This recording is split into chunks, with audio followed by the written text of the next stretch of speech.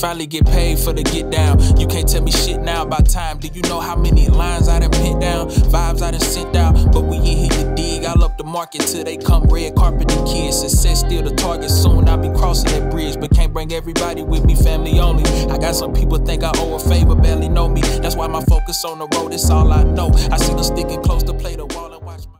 What up? Welcome back to the channel, guys. This is Atriox, and okay, so today's video, I feel like, with there not being a whole lot to talk about, this is Mortal Kombat 1 right now, I feel like we should talk about, like, what we think the story, DLC could possibly be, right?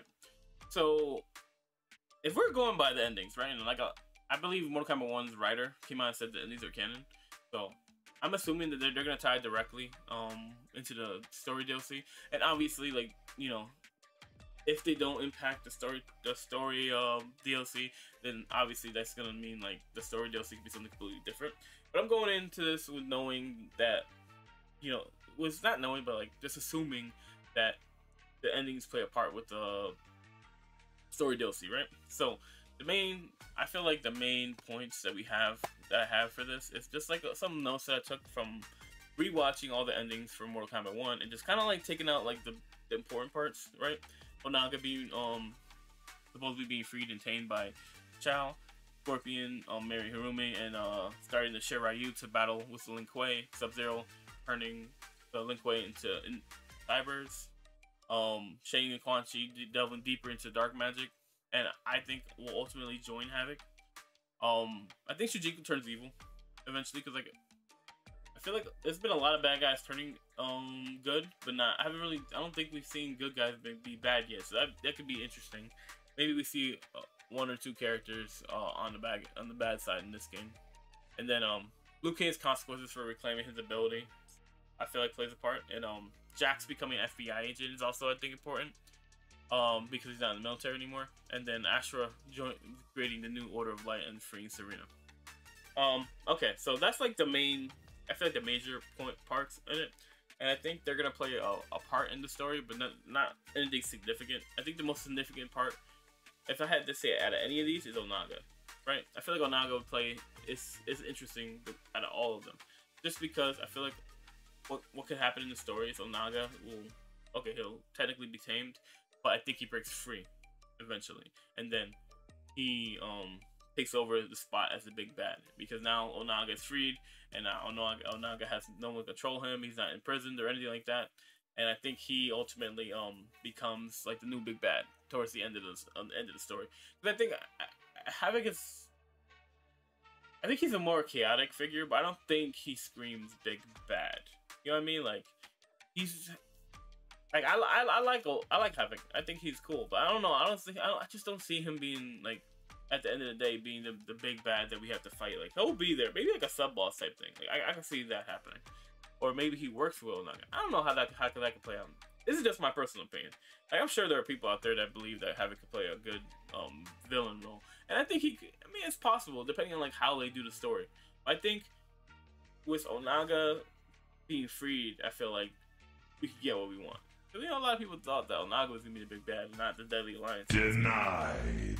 So I think that's kind of the way to go. And I think with Onaga being freed, maybe there's a way, and this is just like my own thing. I want all the timelines to be melted back into one. Like, I don't want them to continue on with the timelines. This timeline gets confusing. Titan this, Titan that, which is fine. Like, they can continue the Titan stuff, like in the invasions. Like, they can keep doing that shit, or Titans invade, whatever. But the actual soul story, like, I want them to get to a point where they can finally fuse all the timelines back into one. Because, like, this shit gets confusing, bro. Like, and I'm not saying confusing, like, I get confused, because I can clearly tell which timelines this, and that. I don't like that it's just so much shit going on in the story. It just, like, it makes it too much. You know what I mean? Like, I feel like this Liu Kang liking this katana, while this katana, like, is trying to figure out what his relationship with katana is, with the version of her katana, and then like Raiden trying to figure out why he's not a god anymore and why he's immortal now, like at his ending. Like, you know what I mean? Like, it's just so much shit going on with these different timelines that, like, it just makes like the characters feel so separate from each other. And like the thing is, like with this timeline stuff, right? If you're gonna create this timeline, like having the Titan version of these characters is gonna bring in a different type of element to what's going on in this world, this new timeline, because now you have different versions of these characters interacting. You know what I mean? And these newer versions are like confused as to what the relationships they are, and like what relationships they have with Liu Kang. Like, right? Raiden understands that Liu Kang is the god in this timeline, but in the previous one, he finds out that he was the god, and he said he feels like he's being done a disservice because, you know, of his. They say his anger took control of it, which obviously we played all the Mortal Kombat games. You know, Raiden constantly becomes corrupt no matter what happens. Like eventually, it just happens, and like it almost feels like it's too much going on. Like too many different stories being told. You know what I mean? And that's what happens when you have too many timelines and too much shit going on in the story, where like you shouldn't have that much going on because it takes away from the overall story. I feel like it's fine, you know, to start with, but at the end, like there should be a point where they break away from that and they go back to the one soul timeline. And like if maybe they have some kind of mass event where all the beings that were like separate from each other, all the Titans, and they get melted back into one character, and maybe they have memories from both lives, or maybe they lose the memories of the newer versions, which I don't think it would be a case. I think they should just have both memories be put together, and like now they've experienced both timelines stuff. Like, you know, I think that's the way they should go.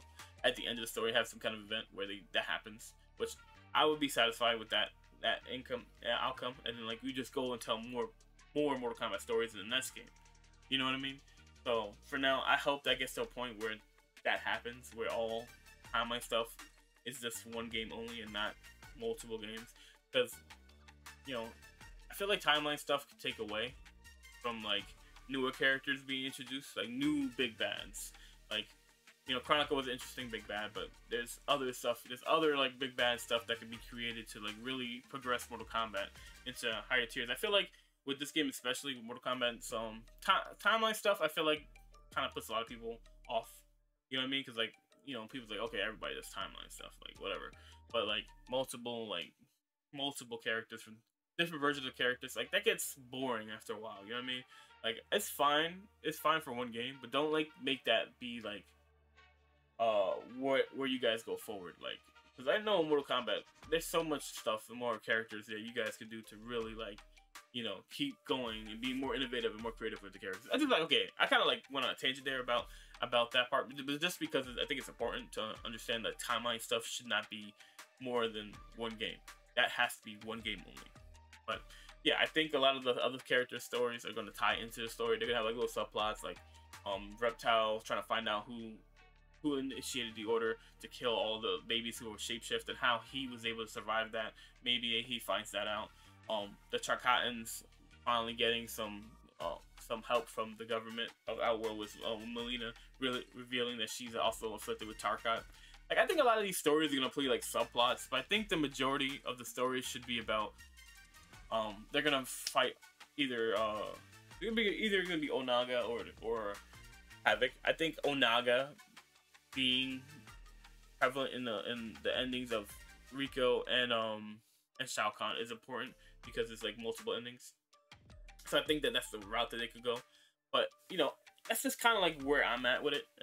That's kind of like just, I think that the story should that's how it should take place. It should be about either Onaga. I think it should be Onaga, bro. I'm gonna be honest. Like, maybe it's just because I love Onaga, but it would be great to see Onaga be taking center stage of the bad guy. Like, maybe be in a small role in the beginning, and then at the end of the story, he comes in and beats the main bad. And then you have Havoc, and then the tie-in to like putting one timeline back. That's like, it would be cool in my opinion to do that. Probably gonna have somebody die in the story. A good guy. Maybe Johnny Cage. Or maybe someone new. Kenshi, maybe? No, but that wouldn't make sense because no, I wouldn't do Kenshi. I would do even Reptile could play a face. I don't know. They're gonna kill somebody off. They're gonna kill a good guy off. They always do. So we'll see how it goes.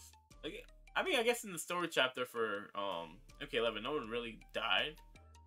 Liu Kang got his legs broken or anything like that, but they didn't show. Oh no, that's not true. Kotal Khan did die. He died. They tossed his head down the ship. So there's that. I don't know though. This is all just guessing here and there. But let me know what you guys think. What do you think the story chapter, the story DLC is gonna be about? Like me personally, this is my opinion on it, and just like kind of what I've been putting together. And like I think that it matters. The endings matter, and I think they'll play a small, if not even moderate part in the story, and that maybe they'll branch off from there. I hope they conclude this timeline stuff at the end of the story chapter, DLC. That's all. That's what I want to see in this timeline. Maybe like what could happen is instead of like maybe they shatter the hourglass. I know they say that if you shatter the hourglass, that timeline will disappear. But what if like they find the OG timeline glass, which is Liu Kang's, I assume, and they find a way. Garrus said there's a way to make all the timelines back into one, but you have to eliminate the hourglass, which ultimately would mean Garrus would go away too. Garrus would be destroyed. Maybe that could be a very interesting story. Like have Garrus sacrifice himself to like create one timeline. I don't know. Let me know what you guys think in the comment section below. That's kind of just like, I know I kind of went on a tangent there, but I kind of just wanted to talk about like the different scenarios that could happen in the story DLC. And I think that Garrus sacrificing himself to make one timeline, and then Liu Kang going back to being normal could be a thing, or not even normal. He could still be the protector of Earthrealm, but with the consequence of with him losing his immortality, like that has to play a part in the story as well. Like. But anyways, let me know what you guys think in the comment section below. That's kind of like what I want. I want all the timelines to go back to one. And if Garrus sacrificed himself to do that, that could be a thing. Because obviously he's part of the hourglass. Like he's the steward of the hourglass. But yeah, that's just my thoughts on it. Alright? Like I said, leave your comments in the section below and let me know what you guys think. I'm out. Peace, guys. Finally get paid for the get down. You can't tell me shit now about time. Do you know how many lines I done put down? Vibes I done sent out. But we ain't here to dig. I'll up the market till they come red carpet the kids. Success still the target. Soon I'll be crossing that bridge. But can't bring everybody with me, family only. I got some people think I owe a favor, barely know me. That's why my focus on the road, it's all I know. I see them sticking close to play the wall.